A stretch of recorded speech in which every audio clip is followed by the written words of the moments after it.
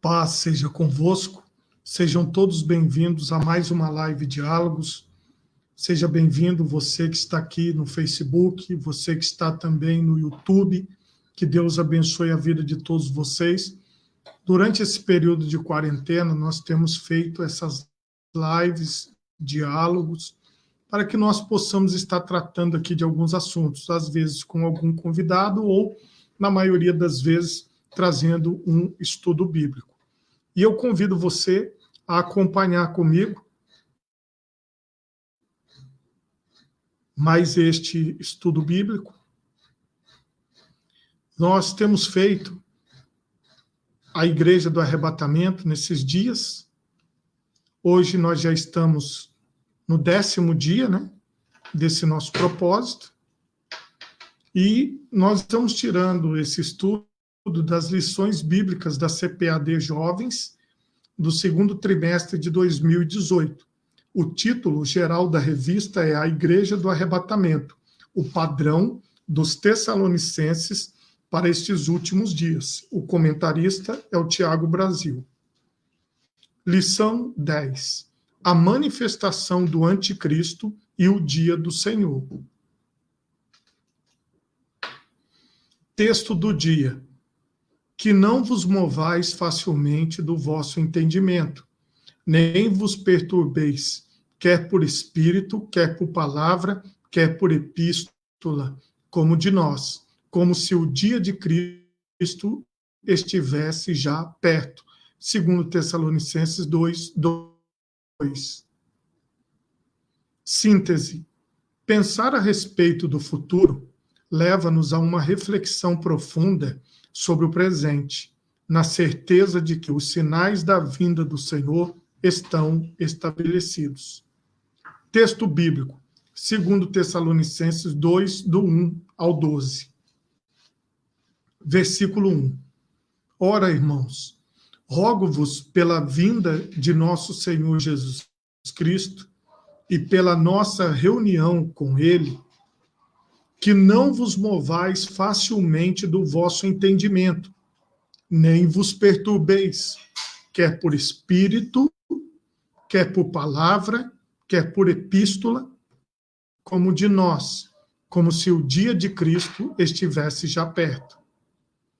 Ninguém de maneira alguma vos engane, porque não será assim, sem que antes venha a apostasia e se manifeste o homem do pecado, o filho da perdição, o qual se opõe e se levanta contra tudo o que se chama Deus ou se adora, de sorte que se assentará como Deus no templo de Deus, querendo parecer Deus. Não vos lembrais de que estas coisas vos dizia quando ainda estava convosco? E agora vós sabeis o que o detém, para que a seu próprio tempo seja manifestado. Porque já o mistério da injustiça opera. Somente há um que agora resiste até que do meio seja tirado. E então será revelado o iníquo, a quem o Senhor desfará pelo assopro da sua boca e aniquilará pelo esplendor da sua vinda. A esse cuja vinda é segundo a eficácia de Satanás, com todo o poder e sinais e prodígios de mentira. E com todo o engano da injustiça para os que perecem, porque não receberam o amor da verdade para se salvarem. E por isso Deus lhes enviará a operação do erro, para que creiam a mentira, para que sejam julgados todos os que não creram a verdade, antes tiveram prazer na iniquidade. Comentário da lição, introdução.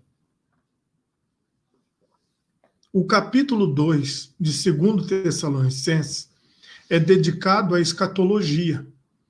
Duas questões sobressaem-se: o dia do Senhor e a figura do anticristo. A abordagem que Paulo dá a esta temática é diferente daquilo que ele faz em 1 Tessalonicenses. As novas explicações dadas por Paulo manifestam mais uma vez o imenso cuidado que o apóstolo tinha para com aquela comunidade. Pois ao invés de desistir de esclarecer o tema, ou simplesmente repeti-lo, o coração pastoral de Paulo leva-o a procurar outros argumentos para elucidar as dúvidas a respeito das últimas coisas daqueles irmãos. A escatologia, ela é o estudo das últimas coisas, das profecias bíblicas, daquilo que a palavra de Deus diz que ainda acontecerá. Então, muitas pessoas se debruçam sobre esse estudo, sobre como isso acontecerá, ou até mesmo quando. Porém, ninguém pode dizer quando acontecerá. Até mesmo a forma que acontecerá, o como, também ninguém pode realmente dizer com certeza como isso acontecerá. O fato é que, para aqueles que creem na palavra de Deus como eu, nós cremos que acontecerá. 1. Por que falar novamente a respeito dos últimos dias? 1. Porque esta é uma questão que nunca envelhece.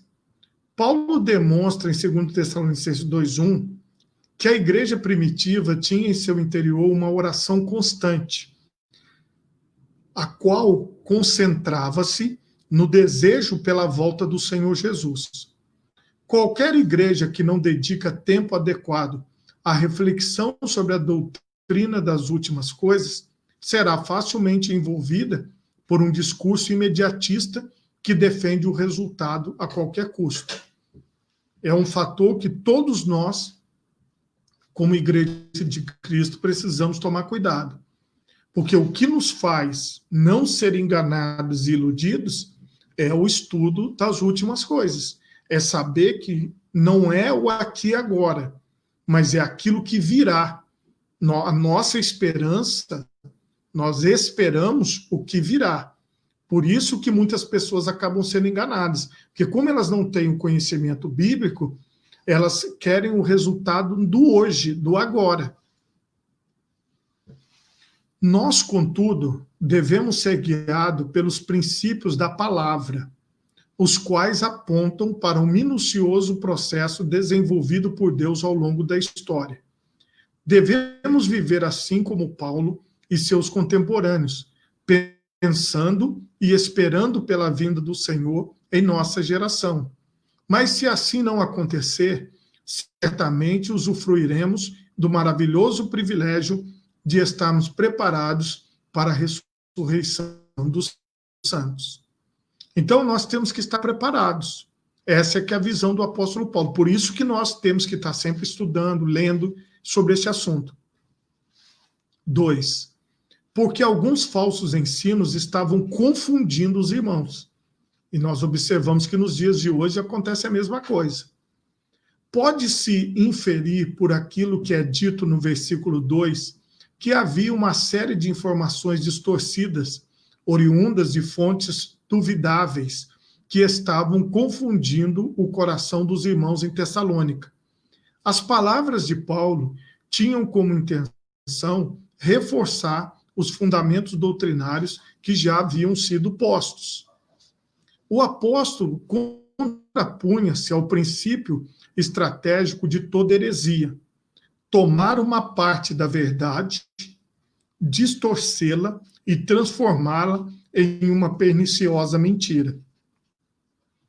Os crentes em Tessalônica já tinham ouvido Paulo ensinar-lhes sobre as coisas futuras.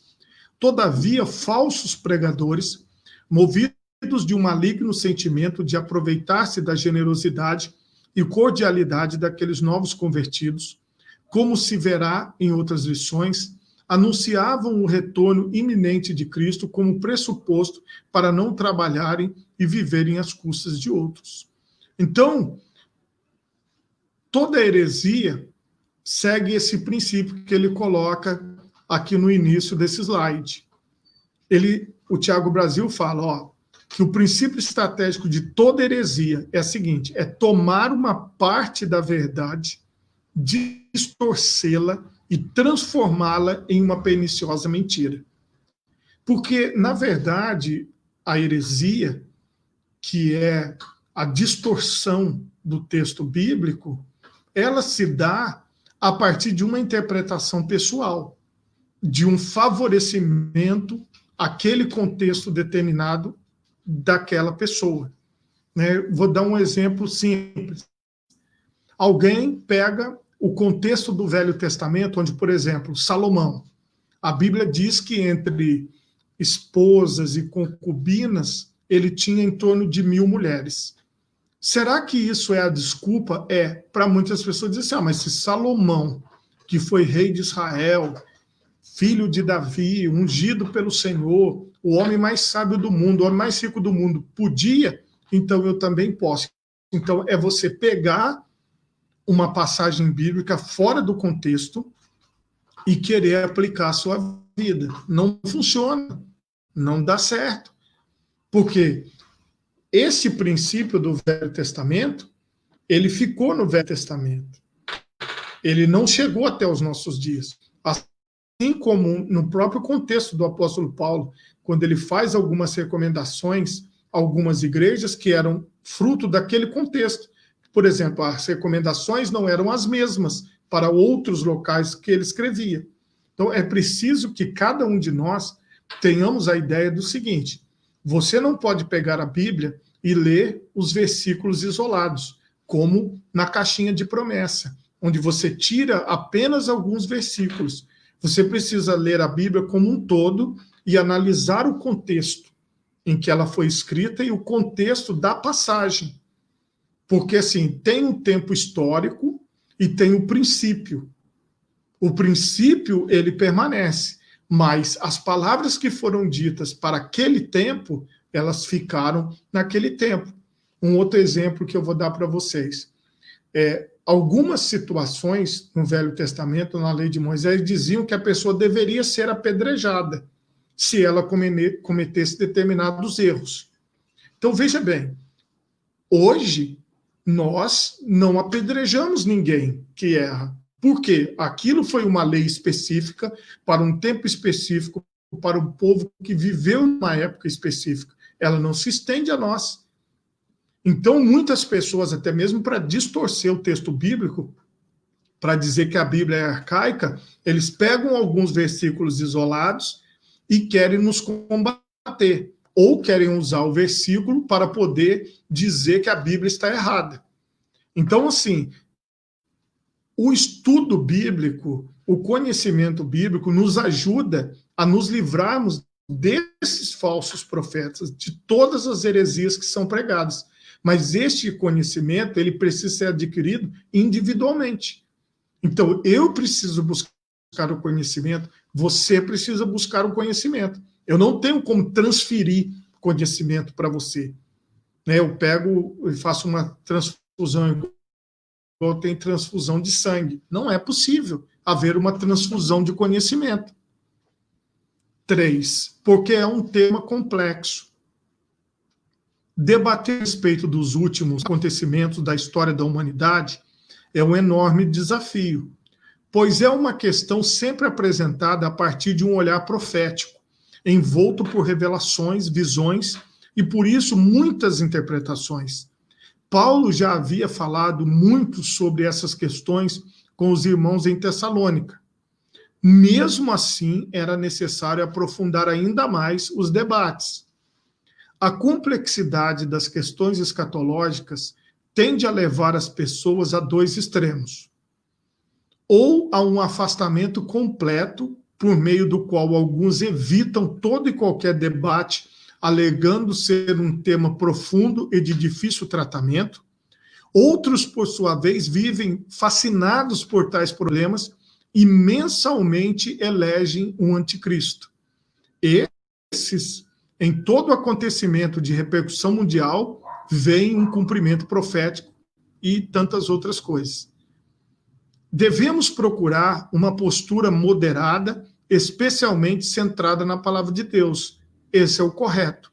Nós não devemos ficar como os extremistas, mas nós também não devemos abandonar o assunto de todo. Nós precisamos estudar e procurar um entendimento sobre o assunto das últimas coisas, das profecias sobre os últimos tempos. Pense, o imediatismo de nossos dias tenta nos roubar o direito de fazer uma reflexão profunda a respeito do futuro. Superemos o perigo de uma vida instantânea e lancemo-nos na busca constante e incansável por tudo aquilo que o Senhor generosamente tem nos preparado desde antes da fundação do mundo. Ponto importante. Se a igreja contemporânea calar-se a respeito do debate acerca das questões futuras, os ensinamentos heréticos oriundos de grupos heréticos se multiplicarão. Por mais desafiador que seja, nosso compromisso deve ser com a palavra de Deus. Então, nós não podemos deixar de pregar sobre isso, de falar sobre isso, de mostrar o que está escrito na palavra de Deus. Segundo ponto, o dia do Senhor. 1. Não será previsto por indicações humanas. Não são predições humanas que indicarão a chegada do dia do Senhor. Tal evento certamente acontecerá, mas como o próprio Cristo já anunciou, será algo impossível de ser previsto por meio de uma data específica, apesar de falsos profetas tentarem adivinhar o dia. Será algo repentino e surpreendente. Ao longo da história humana, foram várias as tentativas frustradas de indicação do dia do Senhor. Ao invés de dedicarmos um precioso tempo a supostos cálculos, teorias sobre Israel e outras questões desnecessárias, devemos nos concentrar em manter uma vida piedosa e centrada na vontade de Deus, tal como Paulo orienta os crentes de Tessalônica. Mais importante do que saber o dia e a hora do retorno do rei é estar preparado para tal momento. Então, veja bem, quando os discípulos perguntaram para Jesus que sinal haverá da tua vinda, o Senhor Jesus enumerou uma série de sinais. Ele fala muito sobre isso, você vê que ele coloca algumas citações de Mateus 24. E o que acontece? As pessoas, a partir dos sinais que Jesus elencou, e os apóstolos também, as pessoas começam a analisar os acontecimentos históricos como sinais da vinda de Cristo. Até aí, tudo bem. Os sinais estão aí para a gente saber, como Jesus disse, quando você sabe que vai chover. Como é que você sabe? Existem as previsões, existem os cálculos, existem as fórmulas diversas na história da humanidade para saber se haverá previsão de chuva ou não. Então, os sinais descritos na palavra são para você saber, olha, está próximo, pode acontecer a qualquer momento. Porém, nós não podemos dizer o dia e a hora. E existem muitos profetas, muitas pessoas que se dizem profetas, claro, ou profetisas, que ficam marcando a data da vinda do Senhor. E aqui mesmo na internet tem muitas pessoas que fazem isso. E algumas pessoas acabam sendo levadas por isso. Então, nós temos que tomar cuidado com essas previsões que buscam colocar dia e hora. Nós só sabemos que acontecerá. Agora, o dia e a hora ninguém sabe. 2. O que acontecerá antes? Paulo esclarece aos Tessalonicenses a respeito de alguns acontecimentos que precederão o grande dia do Senhor. Dentre eles, os dois principais: aumento exponencial da apostasia e a manifestação plena do anticristo. A palavra de Deus, em vários momentos específicos, aponta para esse processo de retrocesso em diferentes áreas, na espiritualidade de nossa sociedade, aumento de conflitos armados, desestruturação familiar, processo de dessensibilização dos indivíduos. E tudo isso vem acontecendo ao longo da história. Nós não somos privilegiados disso estar acontecendo só no nosso período da história. todos esses sinais eles vêm se repetindo, quer dizer, para todos os cristãos que vivem em cada época permanecerem em alerta. Por isso que nós vemos os sinais ao longo da história. E todos esses sinais aqui, eles têm acontecido. Em todo momento tem uma sociedade secreta preparando a vinda do anticristo, tem pessoas trabalhando para um governo mundial único. Em toda a história da humanidade, nós vamos ter pessoas trabalhando assim. No nosso tempo tem pessoas trabalhando assim, no tempo futuro haverá pessoas trabalhando assim, até a manifestação do dia do Senhor. Esses acontecimentos caracterizam a sociedade que presenciará o dia do Senhor. Todo e qualquer prognóstico otimista é contrário ao que é anunciado pelas Escrituras. Não sabemos o dia nem a hora, mas podemos discernir o tempo. Aproxima-se cada vez mais a vinda do Senhor. Em todo momento, imagina os apóstolos que estavam no monte quando Jesus foi elevado ao céu.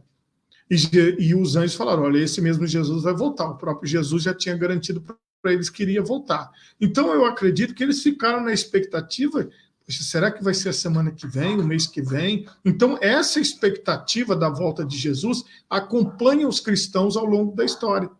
Então, todos nós que vivemos neste tempo, temos que estar preparados. 3. Será um tempo de juízo para os que não creram na verdade. O dia do Senhor aqui é descrito por Paulo numa linguagem muito próxima à do profetismo do Antigo Testamento, tanto com relação à vinda dos povos opressores para o estabelecimento do cativeiro, como no anúncio escatológico. Ao ser compreendido como momento de estabelecimento da justiça de Deus, o dia do Senhor tem como inevitável característica da aplicação à sentença do Pai sobre aqueles que conscientemente negaram a eficácia da verdade e preferiram o erro. Não se trata de uma destinação prévia à condenação, mas antes como o emprego da punição requerida por aqueles que arbitrariamente optaram por uma vida sem Deus e sem salvação. O dia do Senhor certamente virá. Então, aqueles que deliberadamente negam seguir ao Senhor, mesmo diante de tantas testemunhas, de tanta palavra que é pregada, e as pessoas não querem, essas pessoas receberão segundo aquilo que elas têm vivido. Pense, a ilusão que grande parte dos movimentos heréticos cria é que, promovendo o anúncio de uma data para o retorno de Cristo, certamente as pessoas preocupar-se-ão em serem mais piedosas. O fato é que, se não vivermos como se Cristo voltasse hoje, de nada importa saber que ele virá amanhã. Então, o raciocínio é perfeitamente correto. Se o Senhor dissesse que vai voltar amanhã, as pessoas mudariam o seu comportamento? Acredito que não. Ponto importante. A decadência moral e espiritual de nossa sociedade é um indício do quê? Na verdade, desde a queda do homem, a natureza sofre ansiando a redenção e a humanidade luta para manter os resquícios da vida edênica. Não devemos temer o futuro, uma vez que é para a eternidade de alegria que nós caminhamos. Então, essa luta da carne e do espírito, né? Do desejo de não morrer, porque é um desejo da nossa carne viver, estar bem, viver bem, contra os fatos de que a carne vai se deteriorando, o corpo vai, né, adoecendo, vai envelhecendo, vai perdendo as forças, e a morte vai se aproximando. Essa luta, essa guerra, ela precisa ser vencida por aqueles que são espirituais. Então, toda essa decadência e toda essa luta, né, para se manter aqui nesse mundo e se manter num padrão de qualidade do mundo, isso aí é em vão. Porque, independente de quem quer que seja, o final chegará para todos. Terceiro ponto. o anticristo? Aquele que ousa ser o que não é. Há na descrição do anticristo, tanto aqui em 2 Tessalonicenses, como em 1 João e Apocalipse, um conjunto de características que apontam para este espírito de emulação que domina o anticristo. Não sendo o Salvador, ele pretende em tudo parodiá-lo. Se a vinda de Jesus é segundo o poder de Deus, a chegada do anticristo é segundo a eficácia de Satanás. Se Cristo é aquele que se chama fiel e verdadeiro, o anticristo vem firmado na operação da mentira e do engano. Mas também é preciso lembrar que enquanto o reino do Senhor estabelecer-se-á para sempre, a atuação do anticristo será desfeita facilmente pelo poder da palavra do Altíssimo e pelo esplendor de sua vinda. O anticristo busca incessantemente plagiar as ações do Cristo, para uma vez, confundindo os incautos, arrebanhar para si uma multidão de alienados opressos pelo mal. A ideia aqui é a seguinte: o anticristo vai procurar imitar o Senhor Jesus Cristo em tudo, mas é apenas uma imitação, é apenas uma cópia bem mal feita. 2, é a materialização de uma espiritualidade decadente. Ao denunciar a perniciosidade dos ensinos gnósticos que se multiplicavam no seio da igreja no final do primeiro século, especialmente os difundidos por aqueles que haviam sido cristãos e agora apostatavam da fé, João denuncia que já opera entre eles uma mentalidade demoníaca, uma espiritualidade diabólica, a qual os apóstolos denomina de espírito do anticristo. Então, o apóstolo João fala muito sobre isso. O que era o gnosticismo? Eram aquelas pessoas que negavam basicamente isso, aquilo que os apóstolos falavam. Eles pegavam a verdade de Deus e mudavam. E hoje nós temos pessoas, os ditos pregadores, que pegam a Bíblia e dizem: ó, isso aqui que está na palavra não é verdade. Isso aqui não existiu. Esses são os gnósticos dos dias atuais. São aquelas pessoas que querem levar um outro tipo de fé, dizendo que aquilo que está na palavra não é verdade. E detalhe, a principal coisa que eles fazem, eles negam a vinda do Senhor. Eles negam a eternidade, eles negam a vida eterna. Para eles, tudo se resume ao que está aqui. Então, esses falsos pregadores estão por aqui, ó, pela internet, e difundindo a sua mentira. Estão batendo de porta em porta, estão procurando enganar as pessoas. E muitas pessoas, às vezes, eles se infiltram nas igrejas, se infiltram nos meios para poder pregar as suas heresias e as suas mentiras. Nós estamos fundamentados na palavra de Deus. A figura apontada por Paulo em 2 Tessalonicenses seria a personificação deste modelo antideus de sociedade, que se estabelecerá diante da vinda do Senhor. É como se novamente, numa nítida paródia de Cristo, no anticristo se estabelecesse a síntese de toda a malignidade que é possível o indivíduo comportar. De fato, o anticristo nada mais será que o ícone de uma cosmovisão, o símbolo encarnado do espírito que se opõe a Deus. Mas lembrando, ele é religioso, tá certo? Ele se opõe ao Cristo, mas ele é religioso. Tanto é que você observa uma convergência das religiões contra a pregação do Cristo, contra o ensinamento de Jesus. E você observa que nessas falsas religiões, que na verdade têm título de cristãos, mas não são, não passam nem perto, porque eles não pregam o Cristo. É só você observar está na televisão, está na internet aqui, está na sua porta, está em qualquer lugar. O Cristo não é o centro da pregação, a cruz não é o centro da pregação, a salvação não é o centro da pregação. Então, onde isso não existe, é já a manifestação do espírito do anticristo. Porque quando o anticristo se manifestar, o espírito dele já vai estar alastrado. Então, as religiões negam o Cristo. Você pode observar que as igrejas que pregam o evangelho de Jesus são poucas.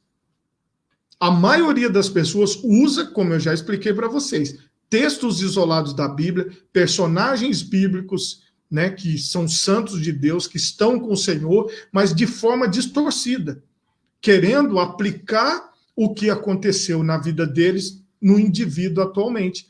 E como a cegueira pela riqueza, pelo prosperar, pelo se dar bem, está presente em toda a humanidade, eles usam isso para enganar as pessoas. Então, hoje, nós vivemos exatamente o que os tessalonicenses viveram. E provavelmente as gerações futuras continuarão vivendo até a vinda do Senhor. Porque a ideia é que quando o anticristo tiver que se manifestar, ele vai se manifestar. Porque nem o próprio diabo sabe que dia que ele vai ter que manifestar. Então ele tem que estar pronto. É isso que ele está pronto hoje. Se Jesus voltar hoje, ele vai se manifestar hoje. Se Jesus voltar amanhã, ele vai se manifestar amanhã. Então, de qualquer forma, ele já está presente na humanidade. Ele tem que estar presente, porque ele não sabe o dia que o Senhor Jesus vai voltar. E isso nós temos que entender, que esse espírito que adentrou as religiões e adentrou as casas das pessoas e adentrou a mente das pessoas é o que vai prevalecer. Porque na hora que ele se manifestar, as coisas vão continuar no mesmo lugar. Porque aqueles que são de Cristo, que vão ser elevados ao céu e arrebatados com o Senhor nos ares, essas pessoas, de alguma maneira, eles vão dar uma explicação do que aconteceu, vão falar alguma coisa aí, e a vida vai continuar, a vida vai prosseguir. Isso não vai interferir no trabalho dele. 3. A operação do anticristo hoje. Aquilo que João e Paulo enfrentaram há 2000 anos, estamos enfrentando hoje. Os anticristos continuam em operação entre nós, tentando sistematicamente desconstruir tudo o que tenha significância e importância para Deus e seu povo na atualidade. Deste modo, os ataques acontecem no campo da educação, das artes, da política, da economia e nas mais diversas áreas que você possa imaginar. Quantas supostas igrejas, entre aspas, têm surgido, acobertando e justificando os mais absurdos comportamentos e práticas, supostamente em nome de um evangelho contemporâneo. Ao invés de ficarmos pateticamente em busca de denominar o personagem histórico que se revelará como anticristo, é melhor denunciarmos as práticas decadentes da espiritualidade anticristã, que deseja de maneira insistente estabelecer-se em nossa sociedade. Você vai pegar nos livros, você, por exemplo, um livro bem assim que trabalha isso, que é esse sociólogo que escreveu sobre a sociedade líquida. O que é a sociedade líquida? É exatamente o que o anticristo precisa para que ele possa estabelecer o seu reino. Então, a partir da base bíblica, você observa que a preparação para a chegada dele, ela está no mundo inteiro. Vocês vejam o que nós estamos passando, o que nós estamos vivendo. Isso é o quê? Preparação. É só você analisar e ver. Quando que nós poderíamos imaginar que alguma coisa no mundo prenderiam as pessoas dentro de casa ou restringiriam o direito de ir e vir das pessoas? Isso não estava na nossa mente. Então você percebe que tudo que acontece é um ensaio para que quando ele se manifestar, e ficou provado agora, diante de toda essa situação mundial, que é possível sim ter um governo global, Porque tudo que aconteceu aqui aconteceu na Índia, aconteceu no Paquistão, aconteceu na Arábia, aconteceu na Argentina, aconteceu no Paraguai, aconteceu no globo todo. Só não vê quem não quer. E muitas pessoas ficam procurando quem será o anticristo, será o A, será o B, será o C, mas não observam como que a sociedade está se preparando, como esse espírito do anticristo está colocando tudo para funcionar da forma que ele quer. Conclusão. A reflexão sobre o dia do Senhor e o anticristo para a igreja em Tessalônica tinha uma enorme importância comunitária. Foi provavelmente por meio de uma heresia escatológica que se estabeleceu naquela comunidade uma celeuma de ordem coletiva. Nunca devemos menosprezar a relevância do ensino da palavra. Por mais desafiador e espinhoso que seja o tema, nosso papel é pregar toda a verdade, a palavra de Deus como um todo. Não podemos ficar escolhendo como as seitas fazem. As seitas escolhem os seus temas principais. As seitas escolhem o que as pessoas precisam ouvir neste tempo. E elas determinam o que vai ser falado. A Igreja de Cristo, não. A Igreja de Cristo, ela prega o Evangelho como um todo, sem deixar nada para trás, sem esconder nada. Bom, que Deus abençoe todos vocês neste momento.